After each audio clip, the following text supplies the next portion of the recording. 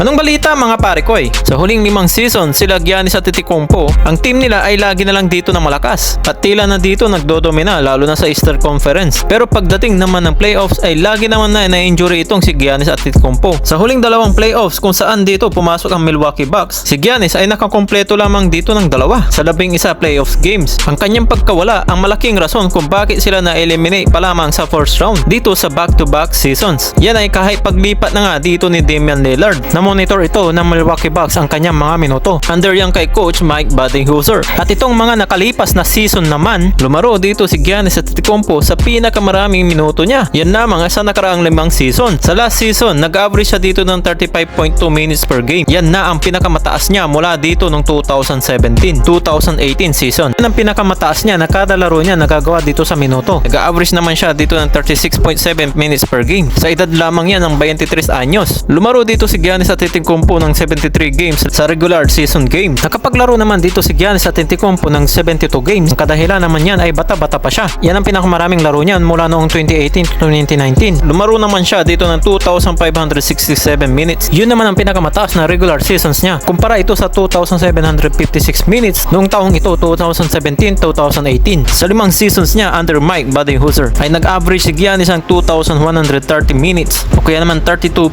minutes per game over 65 per game season. Hindi na bumabata si Giannis Antetokounmpo kaya na siguro ito tinatamaan ng mga injury. Kaya maaaring panahon na o kaya naman bawasan or load management na ito para lumakas sila pagdating naman ng playoffs dahil nasa kanila na si Damian Lillard at nandyan naman si Chris Middleton. Marami ang mga eksperto na nagsasabing bawasan na ang minuto ni Giannis Antetokounmpo. Yan ay sa regular season na kaya naman na ipanalo na kahit hindi siya naglalaro ng napakahabang minuto. Pero ayon naman dito sa isang website sa hoopshype.com na may mga lumalabas na rumors na baka nga ito lumipat na ng Golden State Warriors ay hindi naman ito malabong mangyari. Lalo na ang kupunan nilang Milwaukee Bucks ay pagdating sa playoffs kung lagi na lang magiging ganito. Katulad na lang ginawa ni Damian Lillard sa Portland Trail Blazers ay hindi rin ito nakapagtiis para umalis at kumampi kay Giannis Antetokounmpo. At ayon naman dito kay Paul Pierce ay kinakailangan niya na dito kumampi kay Stephen Curry. Yan ang pinakamagandang gagawin niya o kaya naman ang perfectong moves para sa Warriors para magkampiyon ulit sila kasama si Stephen Curry. Total magkasunod naman sila nagkampyonato noong 2021 ang Milwaukee Bucks. Sumunod naman dito ang Golden State Warriors noong 2022 dahil ang kanyang sinasabi ay mahihirapan na sila ulit makakuha dito ng kanyang kampyonato. Hindi rin maiwasan na naglabas din ang mga NBA analysts sa isang klaseng trade proposal at magiging mabigat din ito para sa Warriors dahil ibibigay nila dito sa trade package si Jonathan Kuminga, Andrew Wiggins at Brandon Podziemski. Kung pagsusumahin natin to mga parekoy ay hindi nga ganun kadali na ma-trade itong si Giannis Antetokounmpo dahil ang ibig sabihin lamang dyan ay kailangan din sumugal dito ang Golden State Warriors dahil pare-pareho na sila ni Steph at Giannis na hindi na sila bumabata. Sa kabilang dako naman, grabe na talaga ang ginagawang practice dito ng LA Lakers. Magsisimula na kasi ang regular season nila bukas. Ang unang makakaharap naman kasi nila dito ang Minnesota Timberwolves. Kaya alin dito sa mga video clips ay makikita natin ang shooting drill nila. Kabilang si Anthony Davis, Max Christie at ang mag-ama na si Bronny at si LeBron James. Ito na ang kauna-unahan na magiging karanasan ni LeBron James pagsisimula dito sa regular season na magiging kasama niya na dito ang kanyang anak. Maganda na nga pinapakita ni Bronny dito sa kanyang shooting drill. Magawa sana niya ito sa pagsisimula ng regular season. At isa sa mga makikita natin video clips na ito mga pre ay ito nga si LeBron James ay napakapulido itong ginagawa niyang shooting drill at makikita dito na walang kamintis-mintis at napahubad na nga dito si LeBron. Tila walang kapagod-pagod. Ito nga si LBJ para nga sa kanilang shooting practice at marami sa Laker fans ang naghihintay na para sa regular season.